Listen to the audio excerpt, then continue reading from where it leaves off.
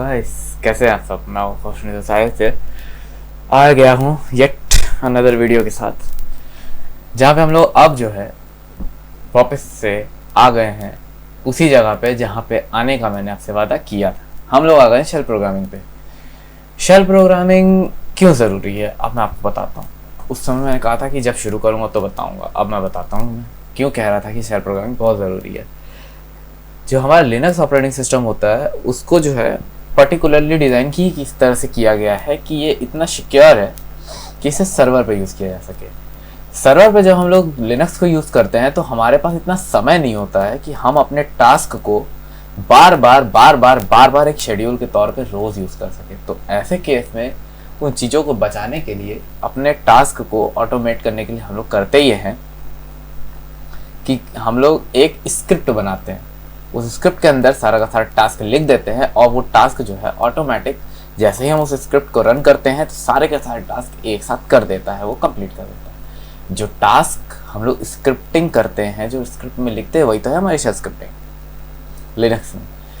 तो हमारे काम को मैक्सिमम केसेस में यूटिलाइज करने में और उसे ऑटोमेट करने में शेल स्क्रिप्टिंग का पूरा हाथ होता है। तो आज हम लोग शेल स्क्रिप्टिंग शुरू करेंगे। ज़्यादा लंबा इंट्रो नहीं दूंगा, बाकी बातें तो हम लोग वीडियो के चलते हुए भी कर सकते हैं। मेक श्योर आप मेरा चैनल सब्सक्राइब करें ताकि शेल स्क्रिप्टिंग से रिलेटेड वीडियोस आप तक पहुंचती रहें। इसी के साथ मैं वीडियो शुरू करता हूं। मेरा नाम है आदित्य कुमार शर्मा, आप देख रहे हैं मिस्टर प्रोग्राम शर्मा जी, जहाँ पे हम लोग इसी तरह से प्रोग्रामिंग के बारे में बात करते रहते हैं।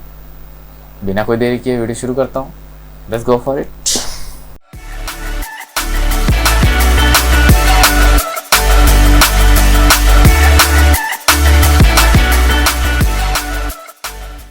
सो गाइस, जैसे कि हम लोग बात कर रहे थे कि शेल स्क्रिप्टिंग क्या है। शेल स्क्रिप्टिंग के बारे में मैंने अभी भी बताया, जैसे कि ये टास्क को ऑटोमेट करता है, कहीं ना कहीं आपके लिनक्स के अंदर टास्क को ऑटोमेट कर देता है। आपको इतनी फैसिलिटी दे देता है कि आप कई सारे टास्क को एक साथ एक फाइल के अंदर बाइंड कर देगा, वो एक साथ रन हो जाए। तो अगर आप चाहें तो किसी भी नॉर्मल टेक्स्ट एडिटर से भी बड़े आराम से शेल स्क्रिप्ट लिख सकते हैं अपने कंप्यूटर में।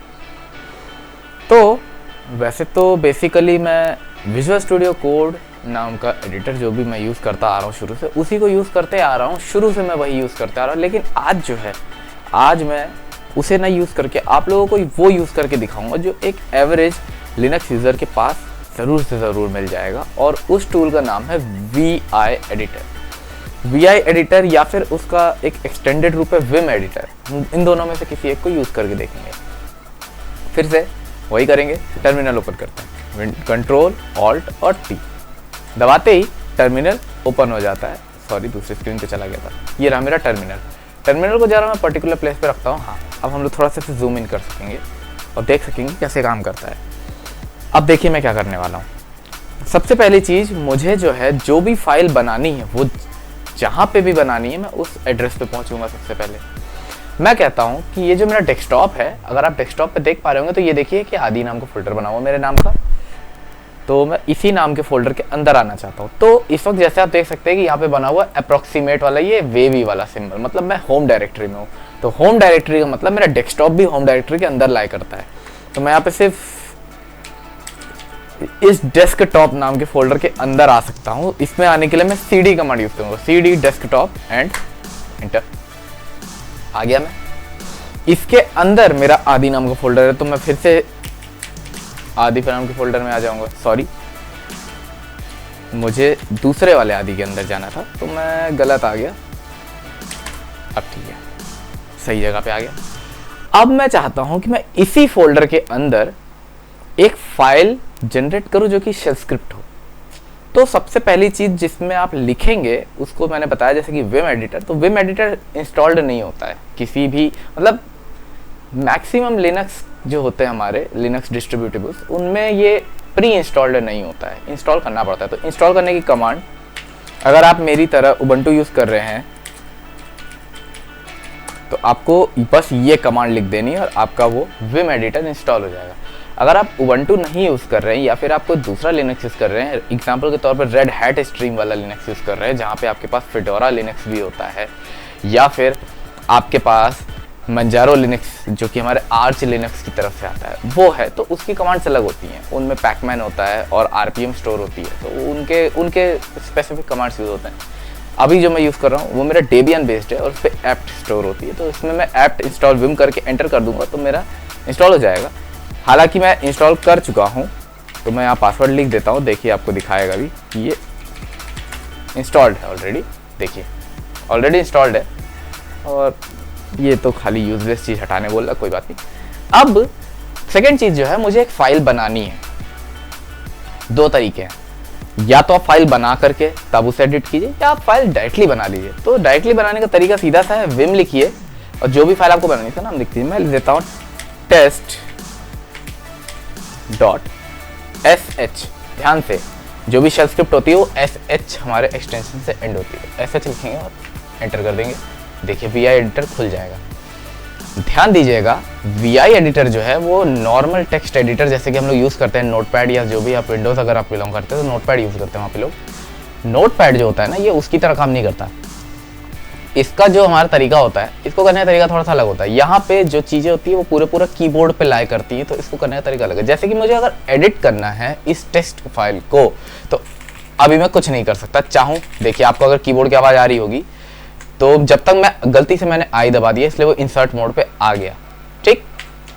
अभी अगर मैं इसको एस्केप करूँ तो देखिए अब मैं इसमें कुछ एडिट नहीं कर सकता, चाह के भी। देख ही सकते हैं आप, नहीं कर सकता। एडिट करने के लिए मुझे आई दबाना पड़ेगा और मैं बड़े आराम से एडिट कर लूँगा। आई दबाया, इंसर्ट लिख के आ गया, देखिए नीचे कॉर्नर में इंसर्ट लिख के आ गया। अब मैं इसमें एडिटिंग कर सकता हूँ। तो किसी भी शेल स्क्रिप्ट को स्टार्ट करने से पहले सबसे पहली चीज़ जो आपको नोटेशन देनी होती है वो होती है हैशटैग और उसके साथ एक एक्सक्लेमेशन मार्क। ये इसको कहते हैं शेबैंग, ठीक। और ये शेबैंग होता है हमारे, क्या कह सकते हैं आप, हमारा जो भी शेल खुला है उसके होम फोल्डर को डिनोट करता है कि मेरा शेल आखिर कहाँ रखा है और कौन सा शेल मेरा यूज़ होना है। वो है मेरा बैश शेल है तो मैं बैश की दूंगा। अगर कोई और शेल बिलोंग करता होगा, आप जिस भी लिनक्स डिस्ट्रो में होंगे उसके अकॉर्डिंग आप वो वाला शेल यहाँ पे देंगे, ठीक। नेक्स्ट, एक लाइन का स्पेस देते हुए, जैसा कि मेरी आदत है हमेशा की, मैं जो सबसे पहला प्रोग्राम बनाता हूँ होता है प्रिंट करने का। कोई भी मैसेज प्रिंट करने का प्रोग्राम बनाता हूँ मैं हमेशा, मेरी आदत है। तो मैं इस बार भी मैसेज प्रिंट करने का प्रोग्राम बनाऊंगा। सिंटैक्स याद कर लीजिएगा। मैसेज प्रिंट करने के लिए हम लोग यूज़ करते हैं एको। एको के अंदर डबल कोट्स में मैसेज लिखते हैं, हेलो फोक्स व्हाट्सअप, जो भी आप चाहें वो प्रिंट कर सकते हैं। मैं इतना लिख देता हूँ। और इसके साथ यहाँ ध्यान दीजिए, अगर फाइल सेव करनी हो और सेव करते हुए फाइल को बंद कर देना हो तो हम लोग पहले शिफ्ट के साथ कॉलन लगाते हैं। यहाँ पे ना लिख करके पहले दबाइए एस्केप, फिर शिफ्ट के साथ दबाइए एल के बगल में बना हुआ कॉलन और फिर लिखिए W और Q। देखिए शिफ्ट के साथ एस्केप, वो एस्केप दबाने के बाद शिफ्ट के साथ मैंने कॉलन लगाया, W लगाया और Q लगाया, तो देखिए ये इस कॉर्नर में लिख रहा है यहाँ पे। तो ये है मेरा कमांड मोड। और यहाँ पे अगर मैं ये करके एंटर कर दूंगा तो मेरी फाइल सेव हो गई और बंद हो गई। VI एडिटर में यही सारी चीज़ें याद रखनी होती है। अगर आप कॉलन लगा के Q कर देंगे तो फाइल बंद हो जाएगी। कॉलन Q के साथ एक्सक्लेमेशन मार्क लगा देंगे तो बिना सेव किए बस फोर्सफुली बंद कर देगा। कॉलन के साथ W दबाएंगे तो सेव करेगा लेकिन बंद नहीं करेगा। मतलब यही सारी चीज़ें हैं, धीरे धीरे आप करेंगे। अभी हम लोग शेल स्क्रिप्ट करते चलेंगे। अभी बार बार इसी फाइल को हम लोग एडिट करेंगे, तो अभी कितनी बार करूँगा कि आप लोग समझ जाओगे। चलिए, मैंने फाइल बना तो दी, लेकिन अगर मैं अभी इसको एग्जीक्यूट करूँगा तो एक एरर आएगा। देखिए दिखाता हूँ। जैसे एग्जीक्यूशन के लिए ये लिखते हैं, डॉट लगा के वो लगाते हैं स्लैश और फिर फाइल का नाम लिख देते हैं। ऐसा करके जब मैं एंटर करूँगा तो परमिशन डिनाइड ही बताएगा। क्यों? क्योंकि अभी हमने इस फाइल को एग्जीक्यूट होने की परमिशन नहीं दी है। परमिशन देने के लिए कमांड जो होती है वो होती है chmod +x और फाइल का नाम। मैं जानता हूं कि जितने लोग नॉन टेक्निकल फील्ड के हैं या फिर जिन लोगों को ज़्यादा टेक्निकल चीज़ें पल्ले नहीं पड़ती, या जो लोग सिर्फ इसलिए सीखने आए क्योंकि वो लोग बिगिनर हैं, उनके लिए थोड़ा सा समझने में दिक्कत हो रही है। मेरी सलाह मानिए, मेरे ही चैनल पे आपको जो है बैच स्क्रिप्टिंग के जो भी कमांड मैं यहाँ यूज़ करने वाला हूँ उन सारे कमांड्स की डेडिकेटेड वीडियोस मिल जाएंगी जिसमें मैंने सारी कमांड्स कैसे काम करती हैं टर्मिनल पे मैंने दिखाया है। मेक श्योर कि आप एक बार उनको देख लीजिएगा तो आपको यहाँ पे हो रही चीज़ें समझ में आने लगेंगी। chmod प्लस x के साथ मैं text.sh लिखूंगा तो मेरे फाइल की परमिशन चेंज हो जाएगी विथ एग्जीक्यूशन, मतलब अब वो एग्जीक्यूट भी हो सकती है। देखिए हो गई। मैं फिर से मैं ऊपर वाली कमांड दोबारा ना लिखूं इसके लिए मैं करता ये हूं कि मैं ऊपर वाला एरो दबाऊंगा तो मेरी ऊपर जितनी कमांड्स मैंने यूज़ की है वो दोबारा से आ जाएंगी। देखिए मुझे यही दबानी है तो मैं 2 बार ऊपर किया तो आ गया। इसको करके मैं एंटर करूंगा, देखिए वॉला मेरा फाइल चल पड़ा, बिल्कुल जैसा मुझे चलना था, जैसा मैं चाहता था कि चले। नेक्स्ट इसी को आगे बढ़ाते हैं। और अब जो है किसी भी प्रोग्राम में, जैसे कि प्रोग्राम ही है तो हर प्रोग्राम में जो हमारी सबसे बेसिक चीज़ होती है वो होती है वेरिएबल। वेरिएबल क्या होता है उसके बारे में लिंक आपको मिल जाएगा, मेरे चैनल पे ही वीडियो मिल जाएगी। वेरिएबल क्या होते हैं और कैसे काम करते हैं, अगर आपको उसके बारे में थ्योरी जाननी हो या आप इंटरेस्टेड हो इस बारे में कि आपके लॉजिक क्लियर हो सके तो प्लीज़ उस वीडियो को देखिएगा, समझ में आएगी चीज़ें। खैर वेरिएबल्स कैसे यूज़ करते हैं मैं दिखाता हूँ आपको। सबसे पहली चीज़ जान लीजिए, लिनक्स जो है उसमें वेरिएबल्स का कोई डाटा टाइप नहीं होता। मतलब आप वेरिएबल का नाम लिखिए और उसमें चाहे जो स्टोर कर दीजिए, वो चुपचाप ऑटोमेटिक जो स्टोर करेंगे उसके अकॉर्डिंग ही खुद को डाल लेगा। ठीक, तो चलिए मैं फिर से एक बार उसी फाइल को खोलता हूँ और उसी फाइल के अंदर एडिटिंग करता हूँ। ठीक है, तो मैं फिर से विम के साथ test.sh लिखता हूँ ताकि मैं उसी फाइल को एडिट कर सकूँ। आ गया मैं उसी फाइल में। अब की बार मैं करता ये हूँ, मैं फिर से इंसर्ट मोड में आता हूँ और इस बार मैं इसी फाइल के अंदर वेरिएबल्स भी असाइन करूँगा। अगर वीडियो पहले मिनट से देखी होगी तो वेरिएबल गलत तरीके से असाइन करने पे क्या एरर आते हैं वो आपको पहले ही मिनट में समझ में आ गया होगा। तो वेरिएबल को सही तरीके से कैसे हम लोग डिक्लेयर करते हैं ये दिखाता हूँ। वेरिएबल को कुछ भी नाम हो सकता है, मैं अपने नाम का वेरिएबल बनाऊँ, ठीक है मैं अपने नाम का वेरिएबल बनाता हूँ। मान लीजिए मैं अपने नाम का वेरिएबल बना रहा हूँ। वेरिएबल को वेरिएबल दिखाने के लिए आपको इक्वल्स टू बिना स्पेस के लगाना है। देखिए जैसे ही बिना स्पेस के इक्वल्स टू लगाया उसका रंग ब्लू हो गया। अगर मैं स्पेस हटा दूं तो देखिए फिर सफेद हो जाएगा। तो इस चीज ये छोटी छोटी चीजें हैं, ये जो लिनक्स है उसमें कलर कोडिंग चलती है तो कलर कोडिंग पे थोड़ा ध्यान दीजिएगा। देखिए ब्लू हो गया मतलब वो वेरिएबल के तौर पे बन गया मेरा। अब मैं इक्वल्स टू के बाद चाहे स्पेस लगा दूं मेरा काम हो जाएगा। इस आदि के अंदर मैं अपना नाम लिख देता हूं, आदित्य कुमार शर्मा। ठीक, मैंने अपना नाम लिख दिया। अब नेक्स्ट इसके बाद मैं कोई भी चाहूँ कर इसी तरह से एक वेरिएबल और बनाता हूँ। चलिए मैंने अपने सरनेम का वेरिएबल बना लिया और इसके अंदर जो है मैं कोई भी वैल्यू डाल देता हूँ, मैं 45 डाल देता हूँ। चलिए देखिए वैल्यू इसके अंदर ऑटोमेटिक असाइन हो गई। ध्यान दीजिएगा कलर कोडिंग पे थोड़ा सा ध्यान दीजिएगा। ठीक, जब कलर कोड आपका कुछ इस तरह से चेंज हो तब आप समझ जाइए कि आपका शेल स्क्रिप्ट सही काम कर रहा है। नेक्स्ट थर्ड चीज जो होगी, मान लीजिए मैंने वेरिएबल में नाम लिख दिया, वेरिएबल के अंदर मैंने वैल्यू भी डाल दिया। अब वेरिएबल को प्रिंट भी कराना है तो प्रिंट कैसे कराएंगे, एको, फिर से एको के अंदर ही सारी कहानी है। अगर एको के अंदर कोई वेरिएबल प्रिंट कराना है तो वेरिएबल के नाम के साथ लगाना है डॉलर। डॉलर का सिंबल वेरिएबल के नाम के साथ लगाते ही देखिए फिर कलर कोड चेंज हुआ ना। कलर कोड चेंज होने का मतलब आप समझ जाइए कि आपका वेरिएबल सही से जा रहा है। कलर्स पे थोड़ा ध्यान दीजिएगा। वीआई एडिटर आपको यही एक सुविधा देता है कि आप कलर देखेंगे तो आपको खुद ही समझ में आ जाएगा। इसके बाद अगर मैं चाहूँ तो उसको भी प्रिंट करा देता हूँ। ठीक, उसको कैसे प्रिंट कराऊंगा मैं, उसको प्रिंट कराने के लिए मैं फिर से वही लिखूंगा डॉलर के साथ। लीजिए ऐसा करने पे मेरा क्या क्या प्रिंट होना चाहिए, नाम प्रिंट होना चाहिए। नाम के बाद मेरा जो भी नंबर मैंने लिख रखा है, मैं क्या बताऊँ उस नंबर के बारे में, नंबर लिखा है और वो प्रिंट कर देता। वो एक रैंडम नंबर है यार, उस नंबर से मेरे को जजमेंट मत करना कोई। अब मैं फिर से इसे सेव करूंगा, मैं दबाऊंगा एस्केप, फिर से शिफ्ट के साथ एल के बगल में जो बना होता है सेमी कॉलन वो दबाऊंगा तो बनेगा कॉलन। कॉलन के साथ मैं लिखूंगा डब्ल्यू और क्यू। डब्ल्यू मतलब सेव, क्यू मतलब क्विट। सेव करके क्विट करेगा, कर दिया। करके मैं फिर से अब दोबारा से उसी फाइल को रन करूंगा। अब मुझे बार बार उसकी एग्जीक्यूशन परमिशन चेंज करने की जरूरत नहीं, बता दूं एक बार कर लिया बार बार नहीं करना। ठीक, अब मैं दोबारा सिर्फ उस फाइल को रन करूंगा।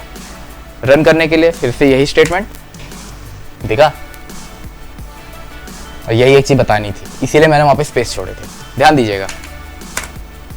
यहाँ पे अगर आप देख पा रहे हो तो मैंने यहाँ पे स्पेस दिया है, और मैंने इसी स्पेस को देने के ठीक पहले ये बात बताई थी कि अगर स्पेस देंगे तो वैल्यू इनवैलिड हो जाएगी, इसीलिए स्पेस छोड़ा था। स्पेस देने पे क्या होता है देख सकते हैं, मैंने वीडियो के पहले ही मिनट में दिखाया था, तो आप देख सकते हैं कि यही बार बार बोलेगा, आप परेशान हो जाओगे और पता भी नहीं लगा पाओगे क्या दिक्कत है। ध्यान दीजिएगा इस चीज़ पे। वेरिएबल डिक्लेयर करते वक्त वेरिएबल और इक्वल्स टू के बीच में भी स्पेस नहीं होना चाहिए, इक्वल्स टू के बाद की वैल्यू में भी स्पेस नहीं होना चाहिए, तो आपका वैल्यू बिल्कुल सही काम करेगा। अगर स्पेस दे दिया, फॉर्मेटिंग करने की कोशिश की ज़बरदस्ती, तो फॉर्मेटिंग आपकी ऐसी तैसी कर देगी, मैं कुछ नहीं कर सकता। चलिए इतना हो गया, आगे बढ़ते हैं। फिर से इसको सेव करता हूँ। उप्स, मैं गलत जगह पे लिख दिया। Escape W enter. देखिए आपकी बार ये काम कर गया, किया ना। चलिए टर्मिनल को फिर से खाली करता हूँ जरा सा, और एक बार फिर से VI एडिटर को खोलता हूँ। अभी तो मैंने वैल्यू को इंटर कराया, अब मैं चाहता हूँ कि वेरिएबल की वैल्यू को रीड भी कर सकूँ मैं कहीं से, तो मैं काम करता हूँ, इसे मैं खाली छोड़ देता हूँ। उप्स, इंसर्ट मोड में लेके चलते हैं, और मैं जरा सा वेरिएबल्स को खाली कर देता हूँ ताकि आपको यह यकीन हो सके कि मैं वेरिएबल्स के अंदर कुछ नहीं रखा हूँ। चलिए मैंने वेरिएबल खाली कर दिए। वेरिएबल खाली करके मैं फिर से जरा सा इसको सेव करता हूँ और आपको दिखाता हूँ कि मैंने वेरिएबल खाली कर दिया, उसके अंदर कुछ भी नहीं है। देखिए खाली है, खाली हो गया, कुछ भी नहीं है। नेक्स्ट, अब इन्हीं वेरिएबल्स में वैल्यू रीड करा के दिखाता हूँ आपको। कैसे रीड कराते हैं, जैसा नाम वैसा काम, रीड लिखिए और वेरिएबल के अंदर वैल्यू रीड करा लीजिए। रीड के साथ आपके पास दो तरह की फॉर्मेटिंग भी आती है। आप चाहें तो रीड के साथ एक मैसेज भी दे सकते हैं बिना सेंटेंस को बदले।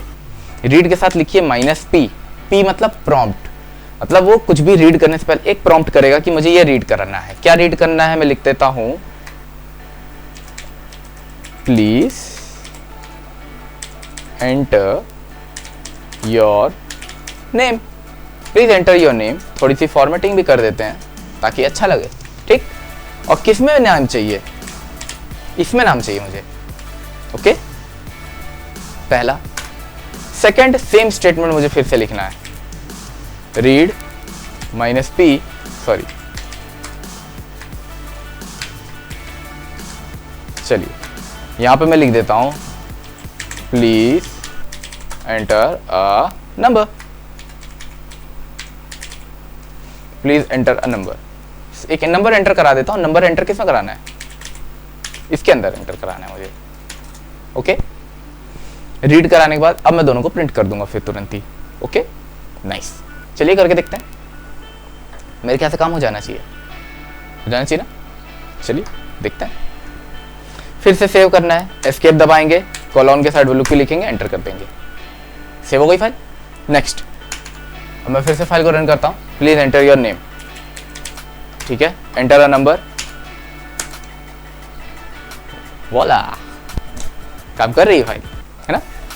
आसान है ना, स्क्रिप्टिंग बहुत आसान होती है, मैंने पहले ही कहा था। चलिए अब इसमें थोड़ा सा और एक चीज़ दिखाता हूँ आपको, और इसके बाद वीडियो रैप करता हूँ। वो जो एक चीज़ होती है वो सबसे ज़्यादा लोगों को एंटिसिपेट करती है, और वो एक चीज़ जो है उसके बारे में अगर आपको बताऊँ तो वो है मेरा, क्या कह सकते हैं, अर्थमेटिक कैलकुलेशन। अर्थमेटिक कैलकुलेशंस वगैरह अगर आपको करने हैं इसके अंदर तो कैसे करेंगे। अगर आप सिंपली लिख देंगे तो आपका काम हो जाना चाहिए मेरे ख्याल से, है ना, हो जाना चाहिए, बिल्कुल हो जाएगा, बिल्कुल हो जाएगा। लेकिन अगर आपको प्रॉपर वे बताऊं मैं, बिना वेरिएबल को चेंज किए, जैसे अभी मैं आपको पहले करके दिखाता हूं, उसके बाद आपको समझ में आएगी कि मैं क्या कहना चाहता हूं। एंटर सेकेंड, SECOND,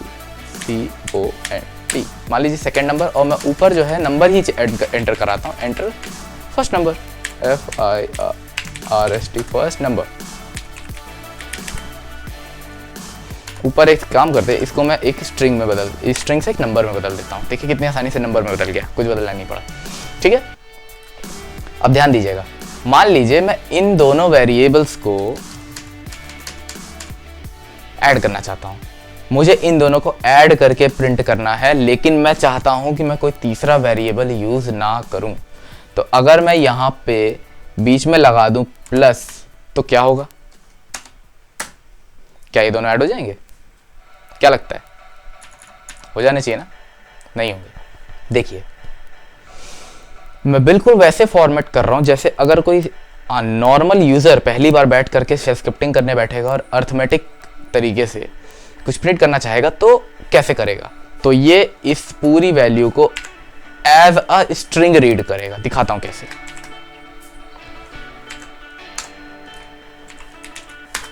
ठीक, अब मैं जरा सा उसको प्रिंट कराऊंगा। मैं अपना नंबर डाल देता हूँ 45 और 56। क्या यह कैलकुलेशन हुआ? नहीं हुआ, होगा भी नहीं, जिंदगी में नहीं होगा। इसलिए नहीं होगा ना क्योंकि हमने यहाँ पे कैलकुलेशन की ही नहीं। यहाँ पे हमने एक स्ट्रिंग पास कर दिया, समझ बात को। तो इसको कैलकुलेशन कैसे करवाएं? कैलकुलेशन कराने के लिए उसमें एडिट करते वक्त हमें ये बताना है कि जो मैंने अंदर पास किया है, रादर कि वो जो है मेरा एक स्ट्रिंग है, वो एक वैल्यू है। तो जब मुझे एक पर्टिकुलर सेट को वैल्यू बताना होता है तो मैं लगाता हूँ उसके साथ पाइपलाइन। याद है पाइपलाइन? पाइपलाइन के साथ मैंने कमांड बताई थी BC, बाइनरी कैलकुलेटर। इसको यूज करूंगा तो वहां पे कैलकुलेशन हो जाएगी। अब देखिए अब होता है कि नहीं। मैं फिर से सेव करता हूँ फाइल को, एस्केप दबाऊंगा, :WQ और एंटर करूंगा। अब देखिए अगर मैं इसको लिख करके, मुझे अपना टर्मिनल पूरा जो है रिफ्रेश करना पड़ा इस चक्कर में कि वो फाइल क्यों नहीं काम की। काम पड़ गया और करना जरूरी था। कभी कभी मजाक भी हो जाता है इंसान के साथ। लीजिए, चलिए 45, 90। देखिए मेरा कैलकुलेशन शुरू हो गया। तो कैलकुलेशन करने के लिए क्या करना है? BC को पाइपलाइन करना है, ध्यान दीजिएगा। चलिए, तो ये था एक बेसिक इनपुट आउटपुट से रिलेटेड हमारा प्रोग्रामिंग शेल में। और इन एडिशन टू दिस मेरे पास और भी कुछ है जो बता सकता हूँ मैं, और मैं चाहता हूँ कि मैं आपको बता दूँ क्योंकि वो बहुत सिंपल है और बहुत अच्छा भी लगता है देखने में। देखिए जैसे अगर मैं आपको बताऊँ तो मैं उसी में आता हूँ।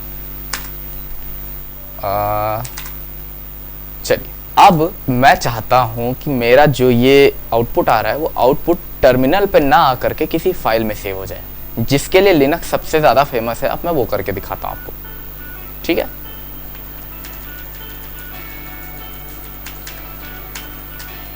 सबसे पहली चीज, यहाँ पे काम करते हैं, एक फाइल जनरेट करते हैं। तो फाइल जनरेट करने के लिए मैं पता नहीं क्यों ऐसा सोच रहा हूँ कि फाइल नेम रखा जाए, f नेम, और इसे भी खाली छोड़ देते हैं। क्यों? क्योंकि अब मेरे दिमाग में एक खुरपेच सूझी है और मैं करके दिखाना चाहता हूँ चीज़। चलिए नीचे आते हैं, यहाँ पे एक काम करते हैं। पहले मैंने नंबर रीड किया, फिर मैंने दूसरा नंबर रीड किया। अब मैं रीड करूंगा वो फाइल नेम जो मैं फाइल बनाना चाहता हूँ। इससे आपको समझ में आएगा कि हो क्या रहा है। Please enter the file name, और ये मैं रखूंगा f नेम में। नेक्स्ट, यहां तक हो गया। अब मुझे फाइल जनरेट करनी है, तो फाइल जनरेट करने के लिए कमांड यूज करते हैं टच के साथ मैं करूंगा ये कि वेरिएबल मेरे पास है। अब उस वेरिएबल के अंदर मुझे नाम तो मिल चुका है, उसी नाम की फाइल खोल लेते हैं। अब बात ये है कि ऊपर जिसने फाइल नेम दिया होगा, अब वो ज़रूरी नहीं है कि उस फाइल नेम के साथ .txt एक्सटेंशन जोड़ दे। तो काम करते हैं, क्यों हम फाइल का नाम लिखें, हम वही नाम रहने देंगे जो नाम ऊपर में उसने दिया है। अगर उस फाइल का कोई एक्सटेंशन नहीं भी होगा ना, तो भी वो फाइल टर्मिनल रीड कर लेगा, तो मुझे कोई टेंशन नहीं है उस चीज़ का। चलिए लिख देते हैं, और फाइल का नेम वही नेम हो जो नेम यूज़र ने दिया, उसके लिए मैं सिर्फ यहाँ पे ये लिख दूंगा। तो ये ऑटोमेटिक उसी नाम की फाइल बना लेगा वहीं पे जहाँ पे मेरी शेल स्क्रिप्ट है। चलो नाइस। अब मैं चाहता हूँ कि मेरा जो आउटपुट है वो उस फाइल के अंदर जाए। तो ये तो ठीक था। अब इस कमांड के आगे अगर मैं ये लगा करके फाइल का नाम लिख दूं,